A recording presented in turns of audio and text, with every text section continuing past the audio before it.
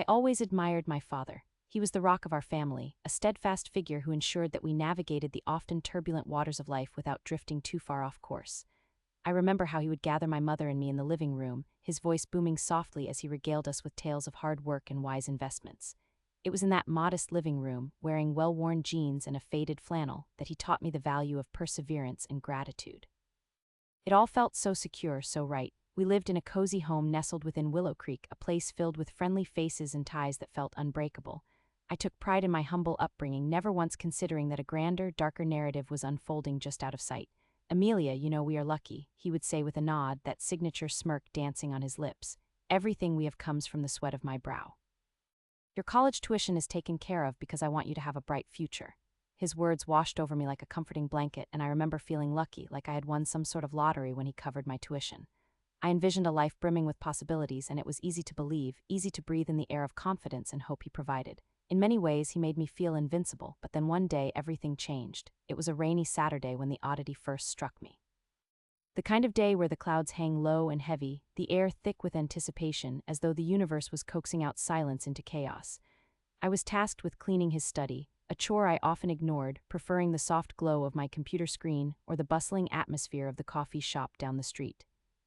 But on this day, I felt strangely compelled to step into that space adorned with leather-bound books and the scent of old paper, a sanctuary filled with the whispers of secrets and the echoes of ambition nested in the walls. As I started tidying up, I ran my fingers along the edge of his desk, feeling the polished wood beneath my fingertips. I could hardly contain my growing curiosity as I admired the trinkets he kept, little reminders of our family vacations, small figurines from places he'd visited long before I was born.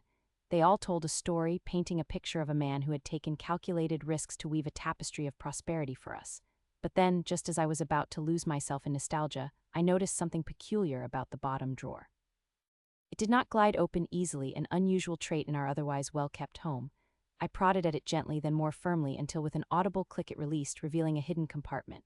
My heart pounded in my chest as I peeled back the false bottom. There, stacked neatly, were several unopened bank statements. "What in the world?" I murmured to myself, unease curling around my spine. I hesitated, momentarily torn between curiosity and fear.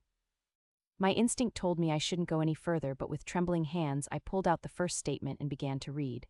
As the words on the page sank in, I felt a chill grip my heart. Over $200,000 in debt. The numbers danced before my eyes, sinister and surreal. The ink smudged as I shook, unable to comprehend what this meant. How could the man who preached the virtues of hard work and smart investments lead a life suffocating under such a weight of financial burden? An overwhelming sense of betrayal spread through my veins like ice water. It hurt more than I could express. My father had built a facade, a false narrative that smothered truth with glossy lies. "You have a bright future ahead," I recalled him saying. How could I have trusted those words?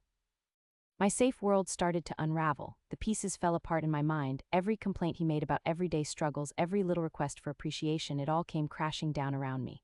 "Hey, Amelia," my mother's voice broke through the suffocating silence as she entered the study. "What are you up to?" I scrambled to hide the statements, my pulse racing as I shoved them back under the false bottom. "Just cleaning, Mom," I said, forcing a smile to my lips. "Your father will be home soon." "I wanted to make sure the house looked nice for him," she said, looking around. "Yeah, it looks great," I replied, my voice shaky. I couldn't meet her gaze. The weight of those unopened statements hung in the air like a suffocating fog. "How was your day?" I diverted, trying to ease the tension coiling within me. "It was good. I spent some time with the neighbor's dogs, and you know how much I love animals." She beamed, her face radiant with joy. "Sounds fun," I responded absent-mindedly, the enthusiasm in her voice mixing with the dread gnawing at my insides. "Are you excited for college?" she asked, leaning in, her brow slightly creased with maternal concern. "Of course," I said, a hint of bitterness creeping into my tone. How could I be excited when the man I looked up to had been living in a world of deception? "What about Dad?" "Oh, you know how he is, always working hard," she replied, the obvious pride streaming from her words. "Hard at what exactly?" I pondered mutely. I looked around the room, at the walls that had seen our laughter, the oak bookcase that held Professor Bryson's old textbooks from his own college days, the leather chair worn at the edges where he often sat reflecting after long days. This had been his throne, the seat where he plotted futures, built dreams, and crafted stories of success he sold so effortlessly to us. The betrayal felt like a wound, festering and raw. When my father returned home an hour later, the tension shifted in the room. His cheerful greetings did little to mask the unease I felt swirling inside. "Amelia, how was your day?" he asked, swaggering through the living room, a playful grin spreading across his face. "It was okay, just cleaned your study like you asked," I replied, unable to infuse any excitement into my voice. "You know, the one you told me was important." Good job, kiddo." He clapped me on the shoulder, his pride palpable, but it felt unsettling. "I knew you would, you were always my responsible one." The compliments rolled off him smoothly, as they always did. Part of me cherished the way he acknowledged my efforts, and yet the other part felt increasingly sickened by the lies that wrapped around those words. "Dad," I began, my voice shaky as I wrestled with feelings swirling within me. Is everything okay?" For a brief moment, I thought I saw a flicker of surprise in his eyes. His jovial expression faltered. "Of course, Amelia, everything is just fine. Why do you ask?" "Just curious," I shrugged dismissively, biting back the urge to confront him. The bank statements loomed over me, their hidden truth shouting louder than my voice could muster. My heart raced again, the emotions cascading over me like waves crashing against the shore. I thought about my mother's unwavering belief in him, how she relied on his word like a lifeline. It seemed cruel to shatter that trust, to expose the hidden chaos swirling beneath the surface of our so-called thriving family. But deep down, a voice whispered, a force echoing within me demanding justice. I knew there was no going back once I ripped the facade away. As the dinner table was set, I felt the weight of the house pressing down on me, each sound magnified, the clatter of forks against plates, the bubbling of the boiling water on the stove, the rhythmic ticking of the clock counting down to a revelation I still could not enunciate.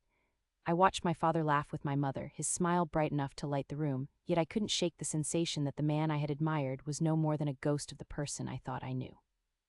I smiled on the outside, listened to their conversations, and feigned engagement.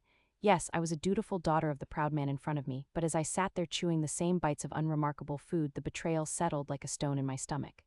"Amelia, you are going to crush college, I just know it," he said, nudging me with playful enthusiasm, igniting a tension in my chest. "Thanks, Dad," I forced out, the two words echoing hollowly between us. That night, as I lay in bed, darkness enveloping me like a heavy blanket, I pondered the shattered illusions of my father. The man I thought was my hero had orchestrated a life built behind a crumbling wall, a facade crafted with tender hands that masked the chaos hiding beneath. My future, once so promising, began to feel like a ledger filled with debts, a balance that could never be resolved. As I drifted into a restless sleep, the weight of my father's secrets loomed large, multifaceted, and intricate, and I could feel the first embers of something igniting within me, a burgeoning desire for revenge. For weeks, I kept quiet, grappling with the enormity of what I had discovered, no, what had been thrust upon me. It felt like an invisible weight pressing down on my chest, making each breath harder to take. Each waking moment became a delicate balance of watching my father, the way he smiled easily at my mother, how he wrapped his arm around her waist as they discussed their next holiday like it was nothing more than a casual trip to the grocery store. I clenched my fists at my sides, barely restraining the clash of frustration and betrayal brewing deep within me. A cold realization washed over me. While I struggled to keep my head above water to support my education, he was sipping cocktails on sun-soaked beaches. It wasn't just about the money, it was about the trust he had shattered. One evening, the sun carved slanted beams of gold through the living room window, only increasing the stark contrast to the dark, heavy cloud that had taken up residence in my heart.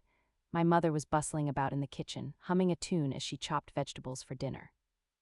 The aroma of onions sizzling in the pan wafted through the air. I could hear them crackling, a rhythmic sound that had once felt comforting but now felt like a mocking reminder of the normalcy that surrounded me, of the smile on my father's face as he sat back on the couch, fiddling with the remote, seemingly unaware of the chaos boiling just beneath the surface. "Do you think you can help me with something?" I found myself asking, though my voice trembled slightly, betraying my resolve. I approached the couch where he sat, and for a fleeting moment I glanced into his eyes, searching for the comforting familiarity I used to know. "Sure, hun, what do you need?" he replied, casually tossing the remote onto the coffee table as though there was nothing more pressing on his agenda than my needs. I swallowed hard, thinking of the bills I had uncovered and the delicately stitched web of lies I was trying to untangle. "It's about my tuition," I started, my tone measured. "I was wondering if you could show me how we're doing with that. I mean, I have some important deadlines coming up and I want to make sure everything is in order." The words felt heavy as they rolled off my tongue, each syllable weighed down by the fear of what his answer might expose. "Tuition," he echoed, his eyebrows arching like a surprised child. "Oh, sweetheart, you know we've got everything covered. You shouldn't worry about such things. Just focus on your studies, that's the priority."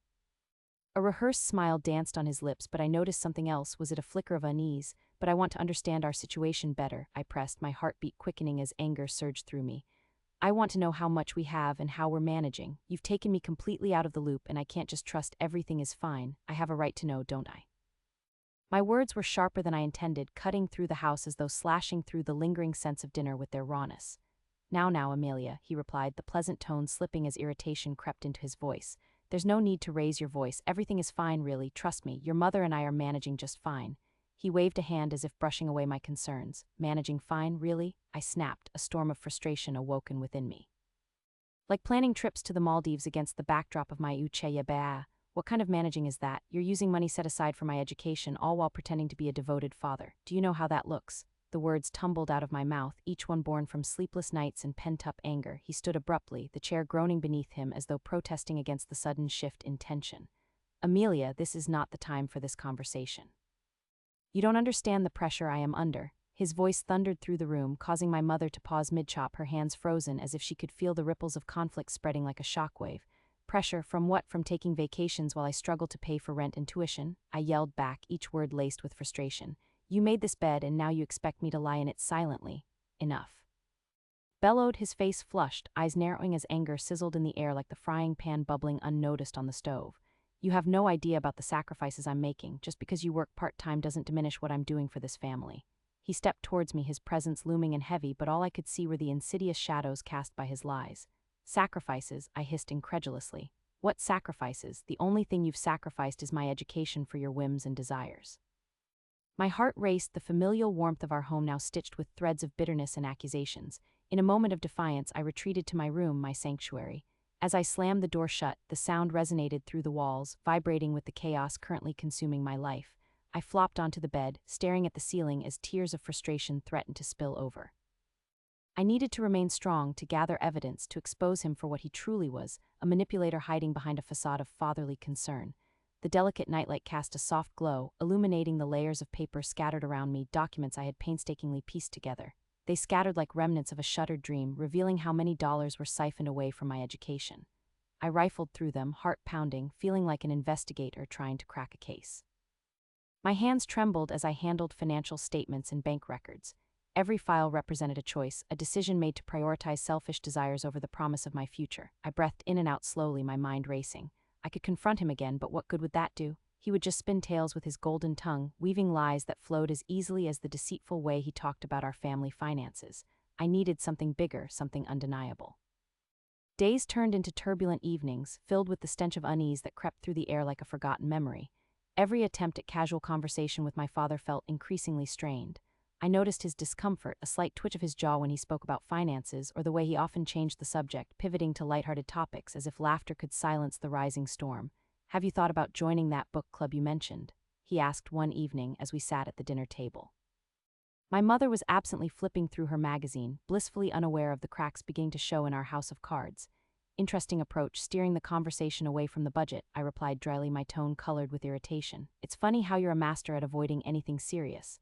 Like I said, just focus on your studies and let us handle the rest, he stated dismissively. The way he shrugged casually sent a jolt of anger through me. Let us handle the rest. I echoed, feeling ridiculous for still even considering him a source of support. How can you say that when you're used to telling me everything is okay while draining our resources? Amy, please. He slid back in his chair, a wave of frustration breaking across his features. I really don't know what you want from me. I want you to stop lying, I burst out, startling my mother, who dropped her magazine onto her plate. I want this family to operate on truths, not on illusions of support. You can't keep pretending everything is great when I see you squander away the money that could fuel my education.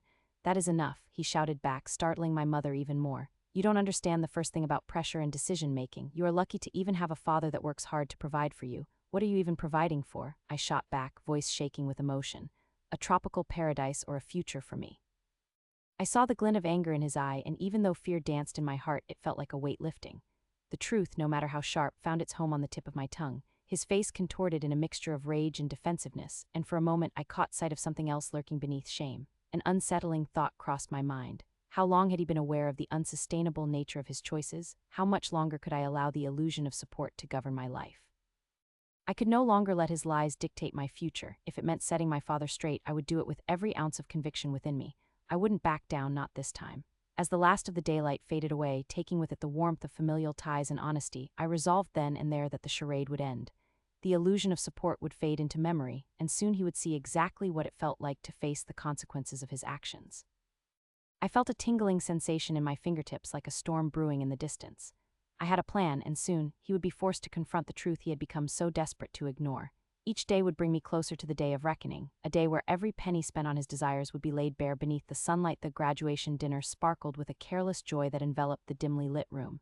Candles flickered on the tables, casting playful shadows that danced around us. Laughter rang out, clinking glasses, the smell of rich, savory food wrapped around my senses like a warm embrace. Yet amidst the celebration, my heart sank deeper into disillusionment. There he sat at the head of the table, his confidence radiating like the warm glow of the candles, fully absorbed in his role as the proud father.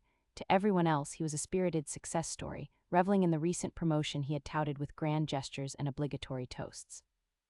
The entire family was entranced by his enthusiasm, nodding, laughing, basking in the illusion he had crafted so carefully. I, however, felt like an outsider looking in, anchored by a weight in my chest that grew heavier with every word he spoke. "You know, I was just talking to my boss about how proud I am of the progress I'm making at work," he proclaimed, a proud smile etched across his face. "This promotion is just the beginning. With my hard work, who knows where I will end up. Perhaps even running the whole department one day." My breath caught, anger bubbling hotly within me, choking the celebration around us. The gaudy decorations, the laughter, the clinking of silverware, it all faded into a muffled haze, overshadowed by the image of the bills stacked precariously on the kitchen counter back home. My mother's tired eyes haunted me, filled with worry as she flipped through the ominous papers that signified struggle. The missing tuition funds disappearing like smoke with every false promise he made. Didn't anyone else see the cracks in his facade? "Yes, it would be great if you did actually take charge," I muttered under my breath, but the words felt feeble like whispers against a roaring tide. I held my breath, biting back the bitterness. No one else seemed to register the shift in the atmosphere, but I knew I was standing on the edge of a precipice, ready to leap. "Amelia, are you even listening?" He bellowed at me, the jovial tone slipping as he caught me off guard. The sudden attention made my heart race. "Of course, Dad," I replied, forcing a smile that didn't quite reach my eyes. "I just think it's incredible how you can manage all of this." I gestured broadly, trying to bridge the disconnect that had become so evident, but I could feel the anger unfurling inside me like a roaring flame, desperate for release. I steadied myself, my fingers clenching the napkin on my lap, feeling the fabric twist beneath my grip. The need to confront him grew stronger, a tidal wave crashing over all my self-doubt. I could not ignore it any longer. The moment stretched, the laughter fading into an anxious quiet as I collected my thoughts. I could almost hear the heartbeat in my ears, echoing the resolute demand of my heart. "How can you sit here and lie to everyone?" The words erupted from me like a sudden storm, cutting through the festive atmosphere. A hush descended around the table, the sounds of cutlery dropped, glasses halted midair, and the air thickened with disbelief. His face contorted in shock, eyes wide and bewildered. "What are you talking about, Amelia?" he stammered, the confidence faltering as swiftly as a candle's flame snuffed out in a gust. The murmurs of confusion intensified, eyes darting between us, disbelief etched on every face. "I found your debts, the missing tuition funds," I pressed, my voice trembling with emotion but gaining strength. "Do you think we will continue to respect you after this?" The words hung in the air, each syllable a sharp dagger aimed at the very heart of the facade he had built. My heart raced in defiance, determination coursing through my veins like a relentless army marching forward. I saw his mouth work silently, the realization that this wasn't just a simple misunderstanding crashing over him. The devastation that flickered in his eyes mirrored the pain etched deep in my heart. I had struck, and for a moment I could taste the victory, a bitter sweetness that made it hard to breathe. Then came the silence, heavy, oppressive, weighing down on our family like the thickest fog. It enveloped us, stifling any words that might have bridged the rift I had just torn open. I could almost hear the unsaid thoughts clattering inside my mind, the gasps of disbelief from my family, the raw tension that echoed through the air like thunder before a storm. "How dare you?" His voice, once booming with confidence, now trembled with betrayal and shock, the mask slipping off to reveal the man that had been lurking beneath, when I had forced to confront his reality, as unpolished as it was. "You think you can just accuse me like this at my own daughter's graduation? Do you even realize what you're saying?" His outrage twisted around me, but I stood firm, heat rising from my chest to my throat and bursting forth. Yes, I do. I've watched you sit here and pretend everything is fine when you know that it is not. How long can this charade last, Dad? Are we supposed to just keep believing you?" My heart raced as I met his gaze, fiery embers igniting within me, feeding my resolve. There was more I wanted to say, the words tumbling through my mind, desperate to escape. "You think we care about your promotion? You think we'll just forget how tightly we have to manage every dollar, how I have to take out student loans to help pay off your debt?" The clatter of forks and knives echoed softly, punctuating the air like heartbeats. I searched their faces, bewildered expressions dancing in the candlelight. My mother's eyes glistened with an unspoken plea as she glanced from me to him. She wouldn't intervene, she never did. This was a battle I had to fight alone. "Amelia," my father sighed, his voice softer, laced with the weight of denial and confusion. "You must understand, I never meant," he faltered, words evaporating like mist on a warm day, and beneath his desperate cries for forgiveness I heard the trembling foundation beneath his confidence crack. I had never seen him so vulnerable and small before. "Do you even understand what you're asking of me?" He continued, desperation creeping into his tone. I have tried to provide for this family. I thought, he hesitated, searching for words. I thought I was setting an example for you, that you would learn to work hard like I did. An example, I scoffed, bitterness lacing my voice. An example of living a lie. You think that by hiding your debts and pretending everything is okay, you are teaching me something. All you are teaching me is how to wear a mask. The devastation in his eyes twisted the knife deeper into the wound of betrayal. I could feel my heart racing as I continued to lay bare everything I had felt. You know how hard it has been for me, for Mom, to deal with this? I paused, watching him drop the facade steps backward into a pool of disbelief. Several family members exchanged glances, the tension growing with each breath. I don't want your facade of success, Dad. I want honesty. I want reality. You have built your success on debts and lies. I swallowed, fighting back tears, my voice quivering with the weight of it all. I could see the defeat creeping into his posture, the realization that I had stripped him of this comfortable life he had created in front of our family, almost cruelly exposing him. The silence wrapped around us, heavy and suffocating. The air felt charged, electric, waiting for the first sign of a spark. Could I truly shatter this connection, this familial bond I had held sacred? My heart pounded in my chest, but uncertainty flickered within me, battling my resolve. I needed to show him the consequences of his actions. I needed to show that lies could only hold a family together for so long. You will pay for this, I thought, assuring myself that was the path I had chosen. The dinner was no longer a celebration. It had morphed into the battlefield I had maneuvered into, and now every lingering doubt began to evaporate. I could not turn back. I had to move forward and expose the rot hidden beneath the glossy surface. You are right about one thing, I said finally, my words whispered but fierce. You have set an example for me, but maybe it's when I will learn to break. And with that, I felt the quiet resolve in me crystallize, my determination setting in. I would ensure he felt the repercussions of this deception, as painful as they may be. I turned away from him, a wave of gravity shifting in the room, a deep breath anchoring my resolve, knowing there was no going back. My heart raced, determination blazing brighter than ever, because at that moment I had crossed the threshold where silence was no longer an option. I had ignited the flame of confrontation, and there was no dousing it now.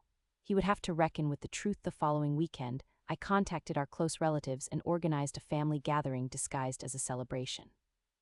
I wanted it to feel festive, like all those other gatherings we had over the years, piles of food, the smell of roasted chicken wafting through the air, laughter echoing off the walls, blending together into a symphony of comfort that felt like home. But this gathering would be different. This was not a party, it was the stage for my long-planned revelation. I could feel the tension bubbling within me, an intoxicating mix of nerves and excitement as I set the table, arranging plates and arranging glasses, all under the guise of joy. As the family arrived, my heart raced. I greeted my aunts and uncles with wide smiles, accepting compliments on my hosting skills. My mother floated about in a flurry, handing out drinks and coaxing the younger kids to help with appetizers. I could see my father joking with my uncle in the corner, that easy confidence of his misleading everyone. Perhaps he had no idea the storm that was about to break. I almost wanted to let myself enjoy this moment, but a heaviness weighed on my chest, the anticipation of what was to come. As everyone settled around the table, beneath the cheerful chatter and clinking silverware, I felt the ground subtly shift beneath us. Part of me wanted to back out, wanted to drop the whole plan and enjoy the warmth of family, but I steadied myself with the conviction that this was necessary. I was tired of hiding. Once the feast had reached its most jubilant crescendo, with laughter sparkling around the table like sunlight on water, I decided it was time. The clamor fell just enough for me to clear my throat, an act that seemed to demand their silence. As every eye turned toward me, I stood slowly, allowing the moment to stretch. I want to talk about the real nature of our family's finances, I declared, each word heavy with intentionality. Gasps echoed throughout the room. The festive atmosphere cracked like ice beneath my feet. I could see my father's confusion morph into something darker, something resembling fear as he shifted uncomfortably in his seat. It felt exhilarating. Every shudder of disbelief that rippled across the faces of my relatives served as fuel to my fire. I began laying out the carefully organized evidence before me. The first document was a detailed financial statement, grim and cold on the surface but holding the key to years of deception. This is a record of our family's accounts, I announced, my voice unwavering. And this is where the truth lies. I pointed to a particularly damning figure, one that illustrated sizable withdrawals over the years, marked by inconsistency and peculiar patterns. Is this true? My aunt said, looking desperately from the paper to my father's face, her voice quivering with disbelief. Those numbers could mean anything, he interjected, an edge of panic creeping into his tone. You know nothing about financials or how business works, Amelia. I pressed on, the rush of adrenaline sharp in my veins. What about this? I questioned, pulling out another document, an email thread between my father and a secretive investor. These conversations took place right under our noses while you painted a picture of success. The room was gripped in shock, a chorus of disbelief threaded with the soft rustle of paper and hesitant breaths. This was it, this was the moment I had dreamt of. You told us everything was fine while you were sinking the business into debt to fund your lavish lifestyle. Did you think we wouldn't notice?" My father's face paled rapidly, the color draining from his cheeks, revealing the flush of shame beneath. The mounting horror in his expression made my pulse race even faster. I finally allowed myself a small, victorious smile. "Amelia, sweetie, this feels unfair," my mother finally spoke, her voice carrying a hint of desperation, her brow furrowed with worry. "This isn't the place for this conversation." My heart sank slightly at her words, but I was resolute. "No, Mom, it's exactly the place for this conversation. I've sat in silence for too long, blinded by the lies he spun like a perfect web, thinking I could never break free. But I can't live a lie anymore." My uncle, usually my father's staunchest supporter, leaned forward, his brows knitted in confusion. "What do you mean, Amelia? Are you saying that he's been lying to all of us? Why would he do that? Because he's selfish." I snapped, the anger flaring in my chest again, pushing me to speak louder. "Because he needed to protect himself, and in doing so, he put all of us at risk. We've lost so much because of him." The air was taut with tension, each family member processing the tumult in their own way. My aunt, who had always taken my father's side, looked at him in disbelief, her eyes narrowed in suspicion. "James, you never mentioned any of this to us. Why would you keep it a secret?" His mouth opened, working to form a defense, but every word hung in the air like poison. The weight of silence was deafening, and I could see he was scrambling to grasp at straws to find some part of himself that could escape this moment. "You kids don't understand," he finally yelled, his voice cracking. "You don't know how hard it's been to keep this family afloat. You confront me with these pieces of paper, but can't you see the bigger picture? Hard for you." I felt my voice soften as anger mingled with hurt. "You command respect while destroying everything in your path, and for what? So you could wear nicer suits and buy fancy cars? That kind of hard work is a facade, and I am done letting you hide behind it." My mother's gaze flickered between us, her breaths coming in short, anxious bursts. It was like I could feel her heartbeat, quick like a hummingbird. She wanted to intervene, to pull us back from this precipice of destruction, but this was what needed to happen. It was both the end and the beginning. He leaned back, hands clutching the edge of the table, knuckles bone white. I could see his facade cracking, the stress lines in his forehead deepening. "I was trying to protect you," he finally cried, anguish and anger mingling in his voice, but it was too late for that excuse. The clarity of his deception was too visible, the walls unraveling around him. A chill crept through the room as my words settled like thick smoke. The laughter and joy that had once colored our gathering was now a distant memory, replaced by an unyielding tension that gripped our hearts. I looked around the table at the faces of my family, distant but yearning for truth, for clarity amid the storm. A tear slipped down my mother's cheek, glistening in the dim light, and in that silence I felt a rush of satisfaction wash over me. I turned my eyes back to him, committing every detail of his expression to memory. This was justice for the years of suffocation I had endured, the years spent pretending everything was fine while I felt like I was drowning in the lies he spun. "I do not need you to protect me, not like this. Not any longer," I declared firmly, my heart pounding in my ribcage, echoing the resolve building within me. "Today is about unveiling the truth and reclaiming our lives." My aunt finally shook her head, her voice low but steady. "I can't believe I trusted you. I can't believe you've been living this lie. James, you should know we looked up to you." The weight of her disappointment hung heavily in the air, and I wished for a second that I could wipe it all away, but it was too late. He was standing naked among our family, stripped of his illusions, while I felt wrapped in vindication. "I loved this family," he said weakly, desperation sprouting in his tone, but the air had shifted irreparably, distancing him from the love he claimed he felt for us. "I did it for us." I had not realized it before, but another voice within me was whispering now, pushing me to continue. "You did it for your illusions, not for us. Your selfish choices put our lives in jeopardy. Do not use love as a mask to hide behind. We see through you now." And slowly but surely I watched the granite walls of his credibility crumble. Each family member now had their weapons of choice, questions, accusations, disbelief swirling like a tempest, and as I stepped back from the table, the reality of my revenge settled warmly in my chest. The truth was undeniably liberating, the weight of the world shifted, years' worth of pain and deception lifted from the shadows. I thought I could see the lights in my relatives' eyes flickering to life again, every questioning glance towards my father a new step towards freedom for us all. He had lost everything, the trust, the admiration, the power he had held so tightly for far too long. And in that moment I realized my life was my own now, vibrant with possibility, no longer stifled. The large, old oak tree in the front yard swayed gently in the evening breeze, its leaves whispering secrets I felt no desire to know. The family gathering had been full of tight smiles and forced laughter that felt like a stage play gone horribly wrong. I had seen the looks exchanged across the dinner table, uncertain glances, nervous coughs, and one horrified expression from my aunt that felt like a punch to the gut. In the aftermath of the reveal, the air was thick with tension, and I could practically feel the family collapsing in on itself. Inside, I was a storm of emotions, a whirlwind of clarity and pain. "You did what you had to do," a voice echoed in my mind, a steady reminder from a friend who had supported me through all of this. I looked around, the cozy living room filled with remnants of what used to be family traditions, the mismatched plates set for a holiday dinner that would never be the same. There were once cherished memories splattered on polished surfaces, now tainted with the truth. My father stood at the center of it all, looking like a ghost of his former self. I felt a pang of sympathy before it was smothered by the new reality I'd begun to accept. I was not here to salvage his dignity. My father, once a pillar of strength, seemed as fragile as a porcelain doll, the cracks of betrayal all too visible in his demeanor. "Amelia," he called, his voice cracking, but I barely turned. I couldn't face the shame mixed with desperation in his tone. "Look at what you have done, Dad. You created this mess. Why should I have to pick up the pieces?" He stepped forward, but I held my ground. "I'm not your scapegoat anymore." My words hung in the air, heavy with finality. I felt like a warrior, ready to take on whatever challenge came my way. "Amelia, please," he pleaded, his voice trembling like leaves caught in a storm. The remnants of our bond flickered in his eyes, but I couldn't find it within myself to care. The hurt was too raw, the wounds still fresh. "I am your father." "Not anymore," I shot back, the words spilling out before I could even filter them. If I had to lose my father to find myself, so be it. The betrayal stung, but now it served a purpose. It freed me. I could hear my uncle mumbling under his breath, trying to comfort my father, but it was futile. The family was distancing themselves, transforming from supportive to skeptical almost overnight. I felt a sense of liberation. It wasn't just about revealing the truth, it was about saving myself, shedding a layer of toxicity that had made me doubt my worth for so long. I'd spent too much of my life building my self-esteem on someone else's crooked foundation. "Stay, Amelia. We can sort this out," my father urged, desperation lacing every syllable. "Sort what out? The lies, the deceit?" "No, Dad." My heart raced in my chest as I finally spoke the words I'd been so scared to say. "You made your choice and now we have to live with it. I refuse to be the daughter of a fraud. I am done supporting your lies." Around me, whispers echoed. Relatives who had once revered him as a successful, respectable man now shifted in their seats, casting sidelong glances at my father, effectively marooning him in the sea of his own making. An inner satisfaction surged within me. I had been trapped for too long in the shadows of his deceit, fighting against the tide of his expectations and the overwhelming grip of his lies. With every confrontation, I was reclaiming pieces of myself that felt lost in the chaos.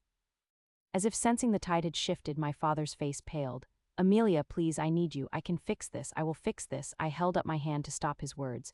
"You can't fix this, Dad. You can't fix what's broken without addressing the damage first." My voice was steady now. I could feel the confidence radiating from me like sunlight breaking through gray clouds. Each syllable was a declaration of my independence. "I was trying to make a future for us, for you," he implored, but the weariness in his voice fell flat, an old record skipping over the bitter truth. "You think ruining lives is the way to build one? What kind of future could I have when you've ripped apart everything we stood for?" The room fell silent. It felt like a moment frozen in time, the weight of my words crashing against my family, shattering their false ideals like glass. I stepped back, my pulse quickening. The tension churned in the air, an uninvited guest weaving through the remnants of a strained sense of togetherness. I walked to the door, pausing for just a heartbeat, the strength of my intentions urging me forward. "I am not your backup plan." I turned the doorknob, feeling the cool metal against my palm, a finality in that simple gesture. This was it. I was taking my life back. Outside, the air wrapped around me like an embrace, the cool breeze washing away the heat of anxiety that had gripped my heart moments before. The evening sky was a deep indigo, woven with shimmering stars, each twinkling light representing all the dreams I had once shelved away for the sake of family loyalty. I took a deep breath, savoring the freedom, the sweet taste of liberation, and the sting of hurt began to soften. I could feel my ambition crackling back to life. Standing in that threshold, the world outside felt like an uncharted path, filled with opportunities I could finally seize, grants and scholarships now mine to claim. "Goodbye, Dad," I whispered, though I was not sure who I meant it more for, him or me. As I walked away, I felt a sense of empowerment weaving through my veins. I had spent too long beneath the weight of his lies, the facade of respect that had shielded me from the truth, but now, without that burden, I could finally embrace my future. The years of him pulling strings behind the scenes, manipulating me into a mold, were over. The song he played no longer lingered in the air. Now I would compose my own melody. I glanced back only once, catching a glimpse of my father, still rooted at the front door, the shattered man behind the facade of a once revered patriarch. I wondered if he would ever understand the destruction he had caused, not just outside with his financial mess, but within the fabric of our family. I knew the consequences of betrayal could bind or fracture a family. In that moment, I understood my choice had been made. This was my time to break free. With each step, I moved further away from the heartache and chaos. My future lay ahead, bright and freshly paved with the promise of knowledge and independence. I suppressed the flickering pain of loss, knowing that sometimes sacrifice was the path to freedom. I had walked away from a father I could not reconcile my idea of love with and stepped into the vast expanse of a life that was unapologetically mine, untouched by his mistakes and defined only by my ambitions. Perhaps one day I would forgive him for everything, but for now, all I felt was an exhilarating rush of hope. With every new encounter, every connection I would forge along the way to reclaim my dreams, I would remind myself of the choice I made that day, the choice to break free from the shadow of his greed and to embrace the sunlight shining on my new start. I had lost a father, yet in the wake of that loss I had found strength, self-respect, and a future where I could finally stand tall.